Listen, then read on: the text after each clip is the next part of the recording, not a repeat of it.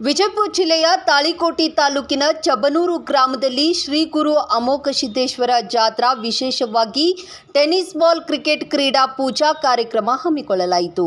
ಕಾರ್ಯಕ್ರಮವನ್ನು ಅಮಿತ್ ಗೌಡ ಪಾಟೀಲ್, ಅಪ್ಪು ದೇಸಾಯಿ ಕಲಿಕೇರಿ, ಸಂಗನಗೌಡ ಕೋಳೂರು, ಎಂಡಿ ದೇಸಾಯಿರವರಿಂದ ಉದ್ಘಾಟಿಸಲಾಯಿತು. ಇದೇ ವೇಳೆ ಸೋಮು ಕವಡಿಮಟ್ಟಿ, ತಿಪ್ಪಣ್ಣ ಹಿರೇಕುರುಬರ್, ಮಂಜು ಕವಡಿಮಟ್ಟಿ, ಶ್ರೀಧರ್ ಮೇಟಿ ಮತ್ತು ಗಣೇಶ್ ಆದ್ಗೊಂಡ್ ಸೇರಿದಂತೆ ಮತ್ತಿತರರು ಭಾಗಿಯಾಗಿದ್ದರು.